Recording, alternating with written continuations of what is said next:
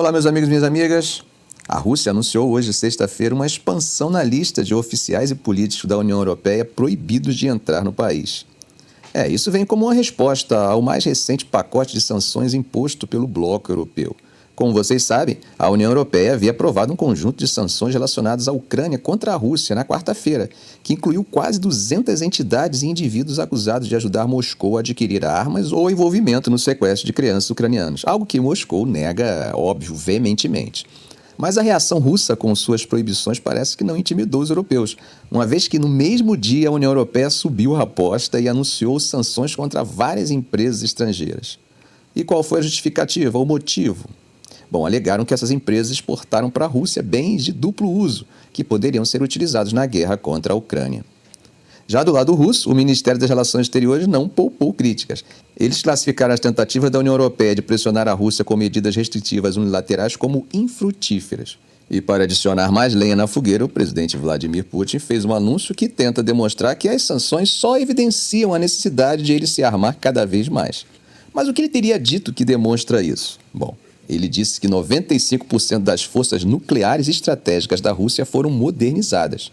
Mas, além disso, revelou que a Força Aérea acaba de receber 4 novos bombardeiros supersônicos capazes de carregar armas nucleares.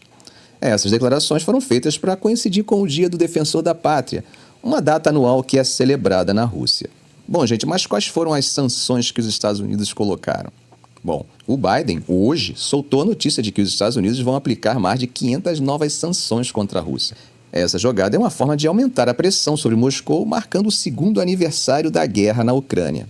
Ele quer que essas medidas sirvam para responsabilizar a Rússia tanto pela guerra quanto pela morte do líder da oposição, Alexei Navalny. As sanções anunciadas na sexta-feira têm um foco bem específico. Elas vão pegar pessoas ligadas à prisão de Navalny, além de mirar no setor financeiro da Rússia, na base industrial de defesa, redes de aquisição e aqueles que estão dando um jeitinho de driblar as sanções pelo mundo afora.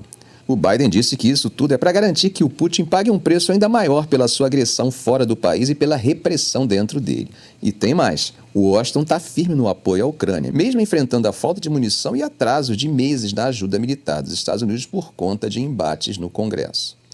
Bom, gente, no vídeo de ontem falamos sobre o envio de mísseis balísticos de médio alcance do Irã para a Rússia. Pois bem, parece que os Estados Unidos ficaram incomodados com a República Islâmica.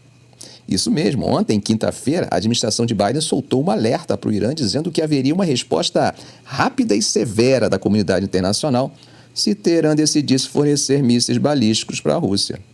Falando num briefing virtual com jornalistas, John Kirby, que é o porta-voz da Segurança Nacional da Casa Branca, disse que, por enquanto, Washington ainda não confirmou o trânsito desses mísseis do Irã para a Rússia. Mas, segundo falamos ontem em nosso vídeo, o Irã forneceu um montão desses mísseis balísticos de superfície para a Rússia, mostrando que a cooperação militar entre esses dois países, que já estão na lista de sanções dos Estados Unidos, está ficando cada vez mais intensa. E, gente, como temos visto, o Irã tem se transformado numa importante indústria de defesa aos poucos, bem pelas beiradas. Kirby foi direto ao ponto. Segundo as reportagens, os iranianos claramente indicaram que vão enviar mísseis balísticos para a Rússia, e não temos motivos para acreditar que eles não vão cumprir. E ele já adiantou o plano de ação. Da nossa parte, vamos levar esse assunto para o Conselho de Segurança das Nações Unidas e implementar sanções adicionais contra o Irã e coordenar mais opções de resposta com nossos aliados e parceiros na Europa e em outros lugares. Bom, gente, de cara, levar a situação para o Conselho de Segurança já se mostra uma medida inútil, uma vez que está claro que nenhuma resolução passaria. Será que o Kirby estaria esquecendo que o cliente de armas do Irã, a Rússia, é um dos membros permanentes do Conselho e possui direito a veto? Claro que a Rússia vai vetar e a China provavelmente se abster. Os drones Shahed fabricados pelo Irã e fornecidos a Moscou já têm um papel bem conhecido nos ataques da Rússia a cidades e infraestrutura ucranianas. Mas o fornecimento de mísseis balísticos parece que está acendendo o alerta e deixando o Ocidente mais preocupado. Kirby chamou a atenção para o fato de que o Irã tem fornecido um número significativo de drones, bombas aéreas guiadas e munição de artilharia para a Rússia, e que a Rússia tem usado isso com algum efeito para atacar a Ucrânia. Veja só o que ele diz. Em resposta ao apoio contínuo do Irã à guerra brutal da Rússia, vamos impor sanções adicionais ao Irã nos próximos dias e estamos preparados para ir além se o Irã vender mísseis balísticos para a Rússia. Diga aí nos comentários, será que o Irã vai parar de fornecer para a Rússia depois dessas ameaças? Bom, enquanto o Ocidente tenta barrar o envio de armas para a Rússia, o projeto de lei que liberaria o pacote bilionário para a Ucrânia está parado na Câmara dos Deputados. Os oficiais do Ocidente e da Ucrânia estão batendo na mesma tecla. Essa ajuda é crucial para as forças de Kiev. Para você ter uma ideia, o Jens Stoltenberg, que é o chefe da OTAN, falou numa conferência de segurança em Munique que cada semana de espera significa mais gente perdendo a vida na linha de frente na Ucrânia. O Senado dos Estados Unidos já deu seu aval para o projeto no dia 13 de fevereiro, incluindo ajuda para Israel e Taiwan também. Mas o que está rolando é uma resistência pesada por parte de alguns republicanos, aqueles mais chegados ao ex-presidente Donald Trump, lá na Câmara dos Representantes. O Mike Johnson, que é o presidente da Câmara, está segurando a onda contra a pressão da Casa Branca para tentar botar esse projeto em votação. Os oficiais europeus até estão um pouco mais otimistas sobre a chance de isso ir para frente depois de uns papos com os legisladores dos Estados Unidos lá em Munique. Mas já adiantaram que não vai ser tão rápido assim, e isso se é que vai acontecer. Gente, agora falando sobre o campo de batalha, a coisa virou realmente uma troca de artilharia pesada, com os dois lados disparando milhares de projéteis todo santo dia. A Ucrânia até conseguiu superar a Rússia em quantidade de disparos por um bom tempo em 2023, mas a maré virou. A Rússia agora aumentou sua produção e ainda trouxe mais munição da Coreia do Norte e do Irã. Segundo Mike Kaufman, um pesquisador lá no Carnegie Endowment for International Peace, a artilharia russa está disparando 5 vezes mais do que a ucraniana. E aí, o que vai definir o jogo para Kiev esse ano é se os parceiros ocidentais vão conseguir acompanhar a produção de artilharia russa e mandar para a Ucrânia o que eles estão precisando. Pressão é o que não falta. O governo ucraniano está botando aquela pressão nos aliados ocidentais, querendo que eles enviem sistemas de armas mais modernas e principalmente mísseis de longo alcance para poder atingir alvos bem lá no fundo das linhas russas.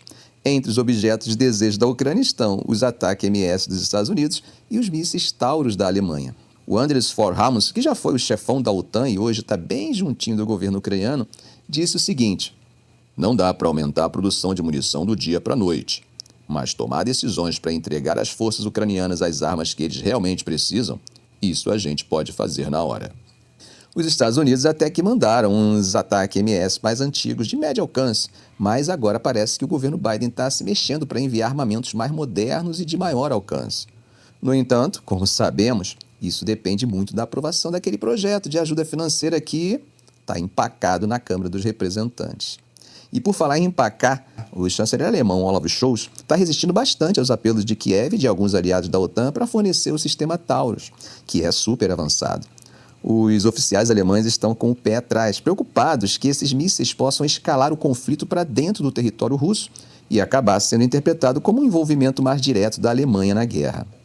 Bom, gente, mas para entender realmente a situação na Ucrânia, não basta olharmos apenas para as alianças e ajudas em torno de Kiev. É necessário olhar também para o que acontece em Gaza, no Oriente Médio, e na política doméstica das principais potências envolvidas no apoio aos dois estados em guerra. A situação em Gaza, por exemplo, ela tem trazido uma dinâmica bem complexa para a geopolítica mundial, automaticamente refletindo na Ucrânia. O chamado Sul Global tem criticado o Ocidente por, segundo eles, adotar 2 pesos e 2 medidas em relação às guerras na Ucrânia e em Gaza. E isso tem tornado mais difícil para Kiev e seus aliados mobilizar apoio para um encontro que tem como objetivo debater um plano de paz da Ucrânia. O próprio embaixador da Ucrânia junto à União Europeia, Vsevolod Shentsov, identifica isso. Veja só o que ele diz: "Sem dúvida, a Rússia está se beneficiando desses acontecimentos." Ele também mencionou o esforço contínuo de trabalhar com o Sul Global e tentar envolvê-los o máximo possível nos esforços da Ucrânia, apesar das dificuldades. Falando sobre o próximo encontro da OTAN em Washington, que acontece de 9 a 11 de julho, esse evento pode não ter um impacto direto no campo de batalha, mas certamente ele afetará o clima político e o moral da Ucrânia. A Ucrânia e alguns de seus apoiadores continuam pressionando para que a OTAN convide Kiev a se juntar à aliança militar. No entanto, há resistência por parte dos Estados Unidos e da Alemanha, que argumentam que tal passo poderia aproximar a aliança de um conflito direto com a Rússia. Gente, não podemos esquecer as eleições presidenciais dos Estados Unidos. Trump, conhecido por suas críticas à OTAN e por ameaçar sair da aliança, continua a pedir a desescalada da guerra na Ucrânia e reclama dos bilhões já gastos, embora tenha apresentado poucas propostas de política concreta. Já por outro lado, o presidente Biden, aos 81 anos, decidiu concorrer a um segundo mandato, em parte porque ele acredita ser o democrata capaz de vencer Trump nas eleições de novembro. Será? Mas as pesquisas de opinião mostram os dois empatados e muitos americanos continuam preocupados com os altos preços, questionando a idade de Biden, seus planos econômicos e suas políticas sobre a fronteira e o Oriente Médio. Trump, apesar de seus problemas legais crescentes, mantém uma liderança significativa com seus rivais pela indicação republicana. Gente, mas uma pesquisa recente da Reuters com a Ipsos, feita esse mês, revelou que 1 em cada 4 republicanos auto-identificados e cerca de metade dos independentes responderam que não votariam em Trump se ele fosse condenado por um crime grave por um júri. Bom, recentemente Putin afirmou que uma reeleição de Biden seria melhor para os interesses da Rússia.